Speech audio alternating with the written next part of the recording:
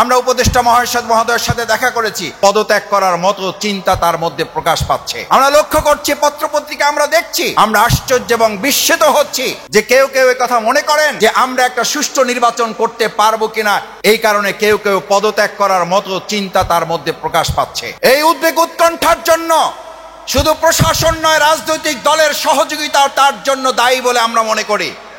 রাজনৈতিক দলগুলো যথাযথভাবে যদি এই বর্তমান সরকার নির্বাচন কমিশনকে সহযোগিতা করতে ব্যর্থ হয়, তাহলে ব্যর্থতার দায় শুধু প্রশাসন এবং নির্বাচন কমিশন নয়, রাজনৈতিক দল হিসাবে আমাদেরকে ব্যর্থতার দায় গ্রহণ করতে হবে। সেই জন্য আমি আশা করব রাজনৈতিক দলগুলো ঐক্যবদ্ধভাবে জনগণকে সাথে নিয়ে আগামী দিনে একটা সুষ্ঠু, সুন্দর, অবাধ এবং নিরপেক্ষ অংশগ্রহণমূলক নির্বাচন উপহার দেওয়ার জন্য আমরা ভূমিকা পালন করব ইনশাআল্লাহ। আমরা বর্তমান সরকার এবং নির্বাচন কমিশনকে একটা কথা পরিষ্কার বলতে চাই, বিগত যে কোনো দিনের তুলনায় যদি আগামী দিনে একটা সুষ্ঠু, নিরপেক্ষ, অবাধ অংশগ্রহণমূলক নির্বাচন করতে না পারা যায়, তাহলে এই দেশের কোনো একটা সরকার ব্যর্থ হবে না, কোনো রাজনৈতিক দল শুধুমাত্র ব্যর্থ হবে না, ব্যর্থ হবে আমার এই প্রিয় মাতৃভূমি বাংলাদেশ। সুতরাং আমরা যারা এখানে উপস্থিত আছি, পটুয়াখালীস্থ ঢাকার বাসী, আমরা কি আমাদের বাংলাদেশকে ব্যর্থ হতে দিতে চাই? যদি না দিতে চাই, তাহলে আমরা বর্তমান অন্তর্বর্তীকালীন সরকার, নির্বাচন কমিশনে যারা গুরুত্বপূর্ণ দায়িত্ব পালন করছেন, আমরা তাদের সাথে সহযোগিতার ভিত্তিতে সুষ্ঠু, অবাধ, নিরপেক্ষ, অংশগ্রহণমূলক একটা নির্বাচনের মাধ্যমে আগামী দিনে জনগণের সরকার হবে। জনগণ যাদেরকে সমর্থন দিবে, জনগণ যাদেরকে মত দিবে, জনগণ যাদের পক্ষ নিবে, তারা যেন সুষ্ঠুভাবে, স্বাধীনভাবে, দুশ্চিন্তা, উদ্বেগ, উৎকণ্ঠা মুক্তভাবে তারা তাদের সমর্থন ব্যক্ত করতে পারে, সেটার পরিবেশ তৈরি করতে হবে। বিশেষ করে বিগত 17 বছর বিনা ভোটে, অবৈধ ভোটের মাধ্যমে ফ্যাসিস্টদের দখলে রাখার চেষ্টা করা হয়েছে, দমিয়ে রাখার চেষ্টা করা হয়েছে, বঞ্চিত করে রাখার চেষ্টা করা হয়েছে যে অঞ্চল, সেই অঞ্চলের নাম হচ্ছে আমাদের দক্ষিণ অঞ্চল, বরিশাল অঞ্চল, আমাদের পটুয়াখালী অঞ্চল। আমরা 2025 সালে এসে পটুয়াখালীবাসী ঐক্যবদ্ধ ভূমিকা পালন করার মাধ্যমে বিগত 53 বছরের ইতিবাচক প্রতিশোধ আমরা গ্রহণ করতে চাই। এবং সেই লক্ষ্যে আমরা শুধু পটুয়াখালীর 4টি আসন থেকে নয়, বরিশাল অঞ্চলের প্রত্যেকটি আসন থেকে দেশপ্রেমিক ইসলামপন্থী প্রার্থীদের বিজয় করার মধ্য দিয়ে দক্ষিণ অঞ্চলে আল্লামা দেলোয়ার হোসেন সাঈদী রাহিমাহুল্লাহর প্রতি যে জুলুম করা হয়েছে, তার এক অত্যন্ত ইতিবাচক প্রতিশোধের জন্য আমরা এই আসনগুলো ইসলাম এবং দেশপ্রেমের পক্ষে বিজয় করতে চাই। আল্লামা দেলোয়ার হোসেন সাঈদী রাহিমাহুল্লাহ তার রক্ত এবং জীবনের বিনিময় হিসেবে তিনি যে কথা বলেছিলেন যে আমার রক্ত এবং জীবনের উপরে এই বাংলাদেশে একসময় ইসলাম বিজয়ী হবে, সেই ধারা আমরা আমাদের বরিশালের দক্ষিণ অঞ্চল পটুয়াখালী দিয়ে শুরু করব ইনশাআল্লাহ। সম্মানিত পটুয়াখালীবাসী, আজকে পটুয়াখালী ফোরাম এটি একটি অরাজনৈতিক, নিরপেক্ষ একটি সংগঠনের নাম। আলহামদুলিল্লাহ, আমরা এখন যে সরকারে আছি, এটিও নিরপেক্ষ একটি সরকারে বাংলাদেশ পরিচালিত হচ্ছে। আমরা এই সরকারের কাছে নিরপেক্ষ এই অরাজনৈতিক প্ল্যাটফর্ম থেকে আমরা এই প্রত্যাশা ব্যক্ত করতে চাই, বিগত 17 বছর যারা ভোট দিতে পারে নাই, তারা যেন আগামী দিনের জাতীয় সংসদ নির্বাচনে ভোট প্রদান করতে পারে, তার জন্য বিচারের কাজ সম্পন্ন করতে হবে, তার জন্য সংস্কারের কাজ সম্পন্ন করতে হবে, তার জন্য একই সাথে বিচারের জন্য দৃশ্যমান আমাদের সামনে কিছু বিষয় তুলে নিয়ে আসতে হবে, তার জন্য অবৈধ অস্ত্র উদ্ধার করার কাজ সম্পন্ন করতে হবে, কালো টাকা উদ্ধারের কাজ সম্পন্ন করতে হবে, অবৈধ অস্ত্রগুলো উদ্ধার করে একটা সুষ্ঠু অংশগ্রহণমূলক নির্বাচনের পরিবেশ তৈরি করা হয়েছে, তা জনগণকে নিশ্চিত করতে হবে। সম্মানিত পটুয়াখালীবাসী, আমরা আজকে আপনাদের কাছে এই কথা এই কারণে বলতে চাই, বিগত দিনে পটুয়াখালীর নানান জায়গা থেকে গোটা বাংলাদেশকে কলঙ্কিত করা হয়েছে। সারা বাংলাদেশে বিভিন্ন জায়গায় তো সিল মারা হয়েছে, দিনের ভোট রাতে করা হয়েছে, কিন্তু আমাদের পটুয়াখালীর এমনও আসন আমরা বিগত দিনগুলোতে সোশ্যাল মিডিয়া এখনো পাওয়া যায়, সেখানে ভোটের কাজ শুরু করা ছাড়াই সেখানে প্রার্থীকে বিজয়ী ঘোষণা করে দেওয়া হয়েছে। এই কলঙ্ক থেকে আগামী দিনে পটুয়াখালীকে মুক্ত করার জন্য আজকে পটুয়াখালীবাসীর কাছে জানতে চাই, আগামী দিনে যদি কোনো আবার নতুন ফ্যাসিস্ট কেউ যদি এই চিন্তা করে যে আমার ভোট আমি দেব, যাকে খুশি তাকে দেব, সৎ, যোগ্য, দক্ষ, দেশপ্রেমিক, যোগ্য নেতাকে দেব, এই জায়গায় যদি এসে কেউ বাদ সাধে, আমরা 2024-এর 5ই আগস্ট জীবন বাজি রেখেছি, আমাদের ছাত্র জনতা জীবন বাজি রেখেছে, ভোটের অধিকারের জন্য আগামী দিনে যদি প্রয়োজন হয় আমরা আবার জীবন বাজিয়ে রাখবো। আমাদের ভোট নিয়ে কাউকে ছিনিমিনি খেলতে দেওয়া হবে না।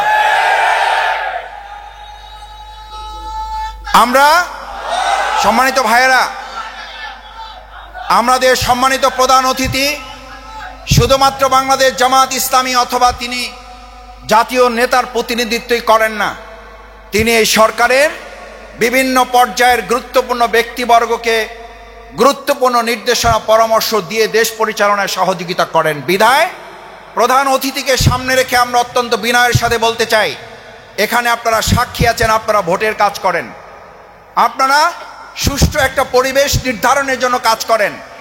আপনাদের কাছে কি এই তথ্য আছে না নাই যে এখনো আমরা যখন সাধারণ নাগরিকের কাছে আমাদের কথা তুলে ধরি তখন তারা এখন এই শঙ্কা প্রকাশ করে যে ভোট তো আমরা আপনাদেরকে দেব, কিন্তু ভোট যথাযথভাবে গণনা করে সুষ্ঠু নির্বাচন দিতে পারবেন কিনা আমরা এখনো গ্রামে গঞ্জে তা নিশ্চিত করতে পারি নাই।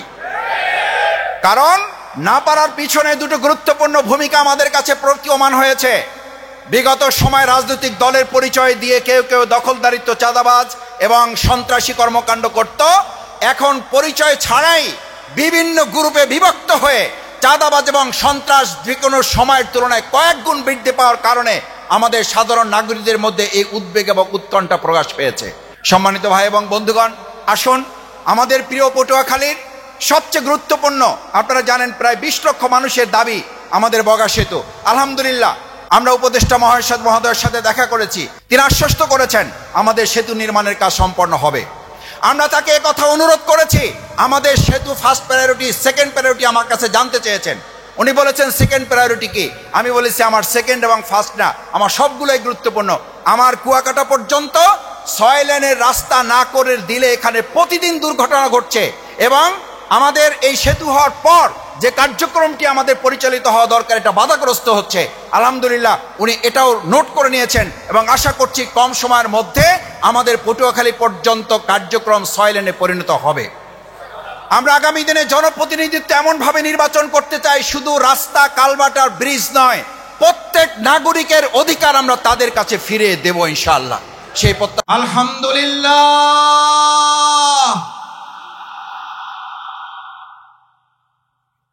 আল্লাহু আকবার। এই আলহামদুলিল্লাহ, এই আল্লাহু আকবারের টান শুনলে আমাদের এই দক্ষিণবঙ্গের শুধু নয়, শুধু বাংলাদেশের নয়, গোটা পৃথিবীর কোরআনের পাখি নামে খ্যাত এই টানের সাথে একজন মানুষের কথা কি আমাদের মনে পড়ে না? পড়ে না? আল্লাহ এই মাঠে তিনি ফিরতে চেয়েছেন, এই মাঠে তিনি আবার কোরআনের আওয়াজ নিয়ে আসতে চেয়েছিলেন। আল্লাহ আমাদের সেই কোরআনের পাখি যেখানে যে অবস্থায় আছে আপনি তাকে মেহেরবানি করে জান্নাতুল ফেরদাউসের মেহমান হিসেবে কবুল করুন। আল্লামা দেলোয়ার হোসেন সাঈদী রাহমাহুল্লাহকে আপনি শহীদ হিসেবে কবুল করুন। আল্লাহ এই মাঠে আমাদের দেখা হলো না, মেহেরবানি করে কাল কিয়ামতের কঠিন ময়দানে আমাদের হিসাব নিকাশ সহজ করে জান্নাতুল ফেরদাউসে আপনি আমাদেরকে একত্রিত করে দেখা সাক্ষাতের ব্যবস্থা করে দিয়েন।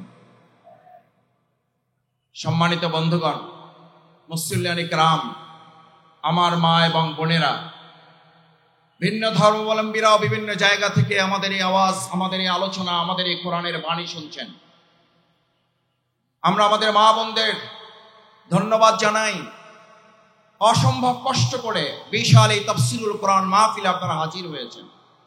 আল্লাহ সুবহানাহু ওয়া তাআলা আমাদের মা বোনদের কবুল করুন। এই জন্য যে মা বোনদের আল্লাহ সুবহানাহু ওয়া তাআলা এত বড় মর্যাদা দিয়েছেন, আমার শ্রদ্ধেয় প্রিন্সিপাল বলতেন, মাসুদ, আমাদেরকে আল্লাহ তাআলা রাসূল করিম সাল্লাল্লাহু আলাইহি ওয়াসাল্লামের মাধ্যমে সান্ত্বনা পুরস্কার দিয়েছেন। কি পুরস্কার? কি পুরস্কার? রাসূল করিম সাল্লাল্লাহু আলাইহি ওয়াসাল্লামের কাছে সাহাবা ইজমাইন کرامগণ যখন জানতে চাইলেন, ইয়া রাসূলুল্লাহ, আমরা আল্লাহর পরে কার খেদমত করব, কার হক আদায় করব? রাসূল করিম সাল্লাল্লাহু আলাইহি ওয়াসাল্লাম বললেন, তোমার মা। তারপর কে? তোমার মা। তারপরে কে? তোমার মা। তারপরে সান্ত্বনা পুরস্কার পেলাম আমরা, তোমার বাবা। আল্লাহ সুবহানাহু ওয়া তাআলা আমাদের এই মা বোনদেরকে ধৈর্যের সাথে কষ্টের সাথে আজকে এই তাফসীরুল কোরআন মাহফিল শুনে আমাদের প্রত্যেক ঘরে ঘরে একজন করে হযরত খাদিজাতুল কুবরা রাদিয়াল্লাহু তাআলা আনহা, হযরত আয়েশা সিদ্দিকা রাদিয়াল্লাহু তাআলা আনহা দান করুন। যে কথা আমরা আমাদের এই দুনিয়ার কথা শুনেছি, আমাকে একটা ভালো মা দাও। পরের লাইনটা কি? আমি তোমাদেরকে একটা ভালো গ্রাম দেব, আমি তোমাদেরকে ভালো পটুয়াখালী দেব, আমি তোমাদেরকে ভালো রাঙাবালি বাউফল দেব, মির্জাগঞ্জ দেব। আমাদেরকে একটা আল্লাহ আপনি ভালো মা দেন। আমাদের এই মা এবং বোনের জাতি যারা এসছেন বিগত 17 বছরে তাদের ইজ্জত এবং আব্রু নিয়ে যারা টালবাহানা করেছেন, ছিনিমিনি খেলেছেন, আজ কান খুলে শুনে রাখুন, আমাদের জীবন বাজিয়ে রাখবো। আমাদের মা বোনদের ইজ্জত নিয়ে ভবিষ্যতে আর কাউকে টালবাহানা করতে দেওয়া হবে না। কারণ আমাদেরকে জিজ্ঞেস করা হয়, ইসলামী রাষ্ট্রে আমাদের মা এবং বোনদের ইজ্জত, তাদের সম্মানের মাপকাঠি কি? আমরা সম্মান এবং মাপকাঠি বলি আমাদের মায়ের জাতি, তারা সম্মান এবং মর্যাদার উচ্চ মানে তারা থাকবেন। আলহামদুলিল্লাহ, প্রিয় নবী মুহাম্মদুর রাসূলুল্লাহ নাই, রাসূল করিম সাল্লাম কৃপণ বলেছেন তাকে যে বাস ভাড়া দিতে পারে না। রাসূল করিম সাল্লাল্লাহু আলাইহি ওয়াসাল্লাম কৃপণ বলেছেন তাকে যে খেয়ে বিল দিতে পারে না। পৃথিবীর সেরা কৃপণ হচ্ছে সে যে রাসূল করিম সাল্লাল্লাহু আলাইহি ওয়াসাল্লামের নাম উচ্চারণ হয় কিন্তু হৃদয়ের সব শক্তি দিয়ে তার নাম উচ্চারণ করে দুরূদ পেশ করে না। একবার জোরে সরে বলুন রাসূল করিম। আলহামদুলিল্লাহ, কোরআনের এত বড় মাহফিল এসেছেন, আবার কবে বেঁচে থাকবো, আবার কবে আসতে পারবো আমরা জানি না। সুতরাং এই কোরআনের মাহফিলকে সংরক্ষিত করার জন্য, এটাকে সুন্দর সফল সার্থক করার জন্য আমরা কি আইন শৃঙ্খলা বাহিনীর উপরে শুধু নির্ভর করব? আমরা কি শুধু স্বেচ্ছাসেবক ভাইদের উপরে নির্ভর করব? নাকি আমরা প্রত্যেকে আল্লাহর উপরে ভরসা করে দায়িত্ব নিয়ে প্রত্যেকে স্বেচ্ছাসেবক হিসাবে 2024 সালের জুলাই আগস্টে যেমন সবচেয়ে মানুষ শয়তানদের মধ্যে বড়টাকে আমরা মোকাবেলা করে বিতাড়িত করেছি, আমাদের মাঝও সেজ ছোট নাবালক সব শয়তানগুলোকে মোকাবেলা করার জন্য আমরাও জীবন বাজি রেখে প্রস্তুত থাকবো।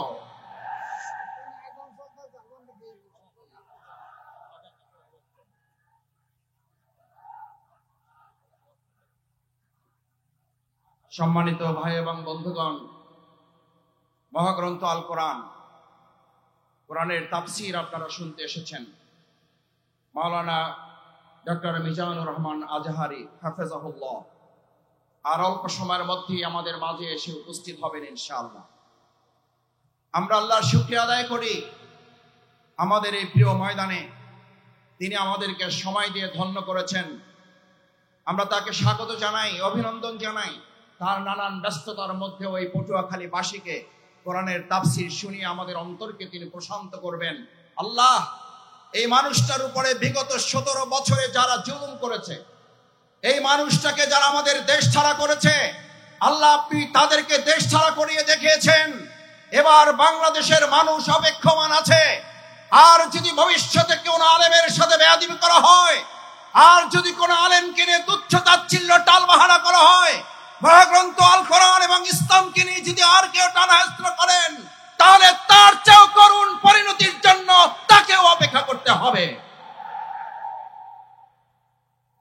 সুতরাং এই বিশাল লক্ষ লক্ষ মুসলিম জনতার তাফসীর মাহফিলে যে যেখানে আছেন, আপনাকে শুধু সিসি ক্যামেরা আর এই বাংলাদেশের ক্যামেরাগুলো আপনাকে ফলো করছে না, আপনাকে ফলো করা হচ্ছে আরশে আজিম থেকে। হাজার হাজার লক্ষ লক্ষ ফেরেশতা এই সুন্দর মাহফিলকে বেষ্টন করে আছেন। আপনার প্রত্যেকটি কর্মকাণ্ড আরশে আজিমের ক্যামেরায় বন্দী করা হচ্ছে।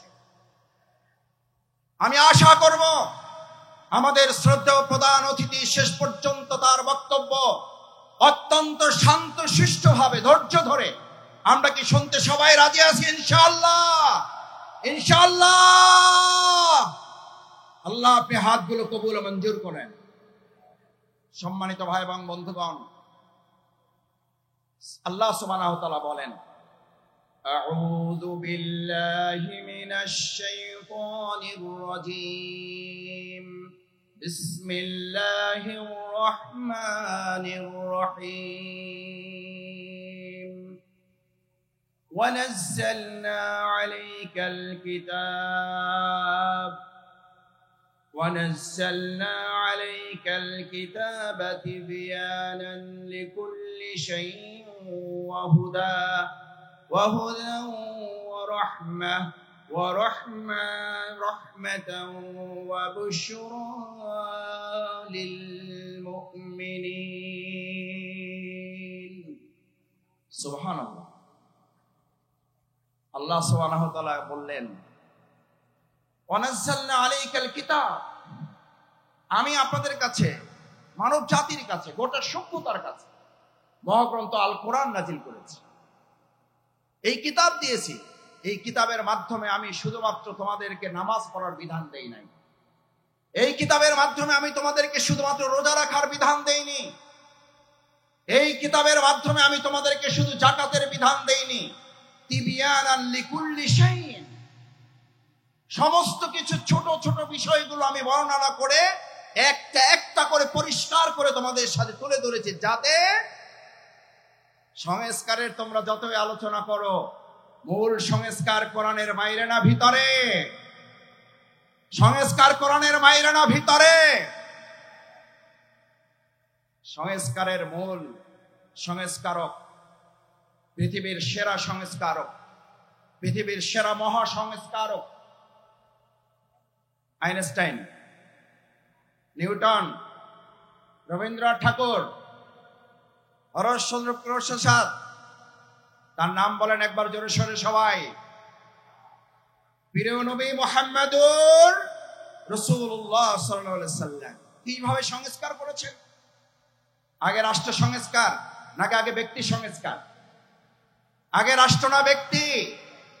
রাসূল করিম সাল্লাল্লাহু আলাইহি সাল্লাম আগে কি সোনার মদিনা করেছেন না সোনার মানুষ করেছেন? আল্লাহ রাসূল করিম সাল্লাল্লাহু আলাইহি ওয়াসাল্লাম সোনার মানুষ বানিয়েছেন। আমরা আগে থেকে আপনাদের থেকে শুরু করতে চাই। আমরা আগে সোনার বাংলাদেশ চাই, আমরা সোনার বাংলা তৈরি করতে চাই, অথচ সোনার মানুষের কোনো খবর নাই। আমরা শুনতে পাই আমাদের স্লোগান তোলা হয়েছিল 7.5 কোটি মানুষের কম্বল, আমার কম্বলটা আমি পাইলাম না।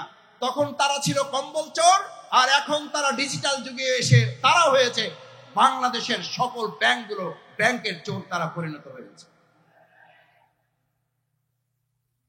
সম্মানিত ভাই এবং বন্ধুগণ, আল্লাহ তাআলা এই কোরআন নাজিল করে, কিতাব নাজিল করে আমাদেরকে জানালেন, তোমাদের জন্য 4টা সুসংবাদ দিচ্ছি। কয়টা?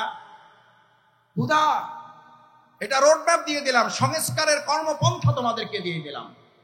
এমন হেদায়েত, যে হেদায়েতের মাধ্যমে হযরত ওমর ফারুক রাদিয়াল্লাহু তাআলা আনহুর মতো সেই সময়ের ইসলাম গ্রহণের আগের সবচেয়ে খারাপ মানুষটা এই মহাগ্রন্থ আল কোরআনের মাধ্যমে সবচেয়ে সুন্দর সোনার মানুষে পরিণত হয়েছে।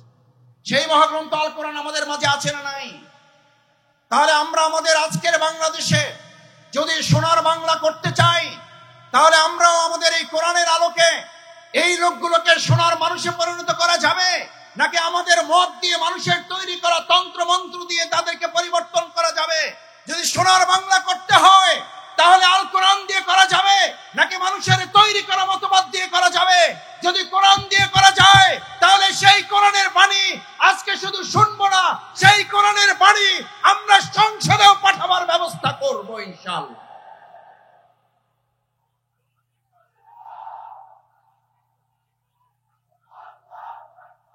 আমার সম্মানিত ভাইয়েরা, সম্মানিত মুসল্লিয়ান ইকরাম, ভাই এবং বোনেরা, আজ আমাদের প্রিয় মাতৃভূমি বাংলাদেশের যে সুন্দর পরিবেশ আমরা পেয়েছি, এই সুন্দর পরিবেশে আমাদেরকে এই কথা বলতে হবে যে আমরা যারা এখন এই জগৎ এবং সময় পার করছি, সেখানে আমরা লক্ষ্য করছি আমাদের প্রিয় মাতৃভূমি বাংলাদেশ যারা হেদায়েতের সুন্দরী রাস্তা পেয়েছে তাদের প্রথম কথা হচ্ছে লা তাখশা ইল্লাল্লাহ, আমরা এক আল্লাহ ছাড়া আর কাউকে ভয় করি না। আল্লাহ ছাড়া এক যারা আর কাউকে ভয় করে না। পার্শ্ববর্তী কোনো একটা রাষ্ট্র যদি সেই ব্যক্তিদেরকে এক আল্লাহ ছাড়া যারা ভয় করে না সেই ব্যক্তিদেরকে যদি বলা হয় তোমাদেরকে আলু ডাল চাল পেঁয়াজ বংশন কাঁচামরিচ বন্ধ করে তোমাদেরকে আমরা নতজানু করতে চাই, তাহলে ভালো করে কান খুলে শুনে রাখো, আমাদের এই বাংলাদেশের ইসলাম প্রিয় এবং দেশপ্রেমিকের নেতৃত্ব ফাঁসির মঞ্চে দাঁড়িয়েছে, তোমাদের কাছে মাথা নত করে নাই, হাসি মুখে জীবন দিয়েছে, আমরাও জীবন দেব, 1 ইঞ্চি মাটি কারো হাতে আমরা বিক্রি করব না।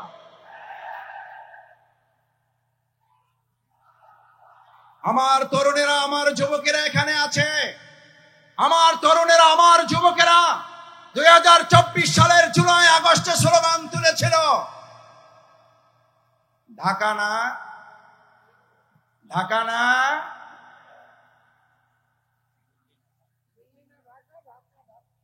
কোনটা হবে? দিল্লি না ঢাকা? দিল্লি না ঢাকা? আমাদের বাংলাদেশে এমন কোন সরকার আর প্রতিষ্ঠিত হতে দেওয়া হবে না যেই সরকারের কোন সিদ্ধান্ত দিল্লি থেকে হবে। আমাদের দেশের সিদ্ধান্ত বাংলাদেশের মাটি থেকেই হবে। আমার সম্মানিত ভাই এবং বন্ধুগণ, হাতের ডান পাশে যারা আছেন বসে যাবেন। আমি আবার বলছি, এটা আল কোরআনের ময়দান। এই আল কোরআনের ময়দানে প্রত্যেকে আদবের সাথে নিজ নিজ দায়িত্ব নিয়ে স্বেচ্ছাসেবকের ভূমিকা পালন করবেন, আল্লাহকে সাক্ষী রেখে মারা যাবে ইনশাআল্লাহ। দেখি একটা তাকবীর, লিল্লাহে তাকবীর, লিল্লাহে তাকবীর, লিল্লাহে তাকবীর। আমার সম্মানিত ভাই এবং বন্ধুগণ, সেজন্য আজ আমাদের এই কলিজার টুকরা সন্তানের আর একটা স্লোগান তুলেছিল, আমাদের ছাত্র তরুণ যুবকেরা আর একটা সুন্দর স্লোগান তুলেছিল, উই ওয়ান্ট জাস্টিস। ঐতিহাসিক ইবনে খালদুন নাম শুনেছেন? সবাই জানেন ঐতিহাসিক ইবনে খালদুনের কথা। সেই ঐতিহাসিক ইবনে খালদুন সকল সভ্যতাগুলোকে পর্যালোচনা করে, মিশরীয় সভ্যতার মেয়াদকাল ছিল 3000 বছর। ভালো করে খেয়াল করার জন্য বলছি, ডানে যারা ডানে আছেন, যারা বামে আছেন, বসুন, বসে পড়ুন, এটা কোরআনের ময়দান। 3000 বছরের সভ্যতা ছিল মিশরের, রোমানদের ছিল 1000 বছরের সভ্যতা, সিন্ধুদের ছিল 700 বছরের সভ্যতা। সকল সভ্যতাগুলো একে একে ধ্বংস হয়ে যাওয়ার পর ঐতিহাসিক ইবনে খালদুন বলেন, আমি এই সবগুলো সভ্যতার কাছে গিয়ে প্রশ্ন করেছিলাম, হে মিশরীয় সভ্যতা তুমি ধ্বংস হলে কেন? হে রোমান সভ্যতা তুমি ধ্বংস হলে কেন? হে সিন্ধু সভ্যতা তুমি ধ্বংস হলে কেন? হে বেবিলনীয় সভ্যতা তুমি ধ্বংস হলে কেন? ঐতিহাসিক ইবনে খালদুন বলেন, এই প্রত্যেকটি সভ্যতা ধ্বংসের পিছনে 2টি উত্তর আমি পেয়েছি ধ্বংসস্তূপের কাছ থেকে। কয়টি উত্তর? কয়টি উত্তর? 2টি উত্তর পেয়েছিল এই ধ্বংসস্তূপের কাছ থেকে। প্রথম জবাব ছিল ইনজাস্টিস।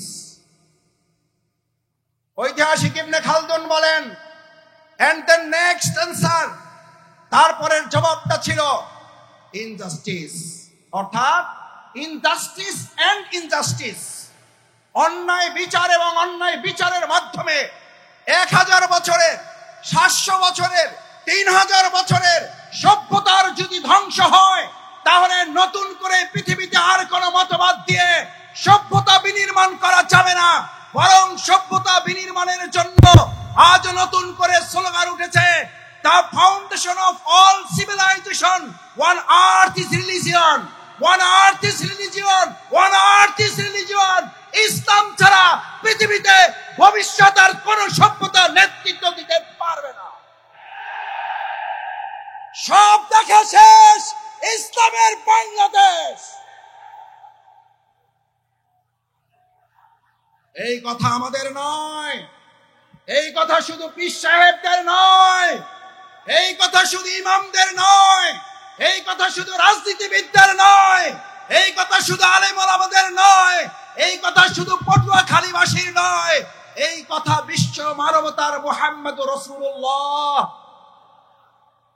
এরকম হাত জাগিয়েছেন রাসূল করিম সাল্লাল্লাহু আলাইহি ওয়াসাল্লাম।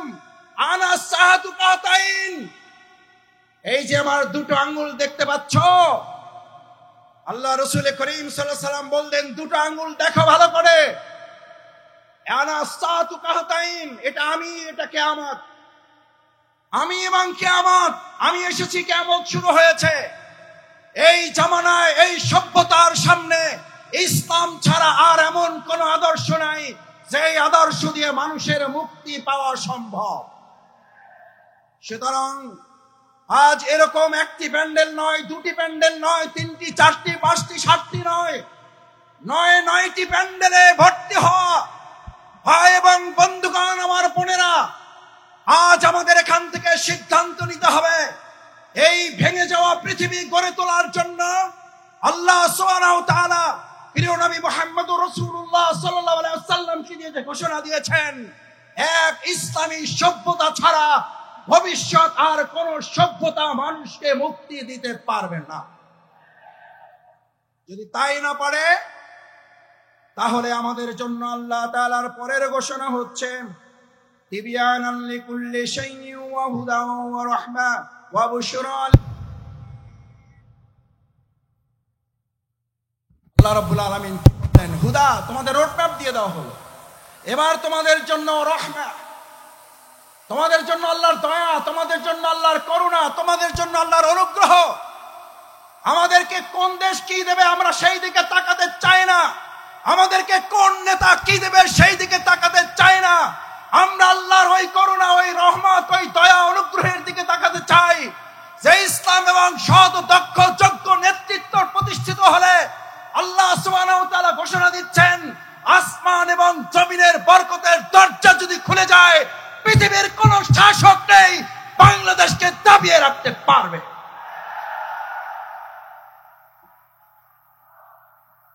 আমরা সেই রহমতের দরজা খুলতে চাই। সেই রহমতের দরজা শফিকুল ইসলাম মাসুদের হাতে নেই, সেই রহমতের দরজা ডাক্তার শফিকুর রহমানের হাতে নেই, সেই রহমতের দরজা বাংলাদেশের কোন রাজনৈতিক নেতার হাতে নেই। একবার হৃদয় উজাড় করে আর একবার জমিন কাঁপিয়ে সেই আল্লাহর নাম উচ্চারণ করো মুসলিমরা, কে তিনি, কে তিনি, কে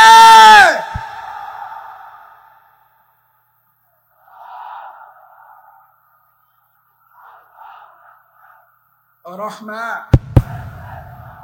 এরপরে আল্লাহ সুবহানাহু ওয়া তাআলা বলেন, তিবিয়ানান লিকুল্লি শাইইন ওয়া হুদান ওয়া রাহমা ওয়া বুশরা লিল মুমিনিন। আল্লাহ তাআলা আমাদেরকে হেদায়েতের রোডম্যাপ দিলেন। যদি হেদায়েতের মূল রাস্তায় চলতে পারো, যদি এবার আল্লাহর দয়া, নিয়ামত, অনুগ্রহের চাদরে তোরা আচ্ছাদিত হতে পারো, এবার তোমাদেরকে আর কেউ দুঃসংবাদ দিয়ে ভীত সন্ত্রস্ত করতে পারবে না, তোমাদেরকে দুর্বল করতে পারবে না, এবার তোমাদেরকে কেউ দুশ্চিন্তাগ্রস্ত করতে পারবে না।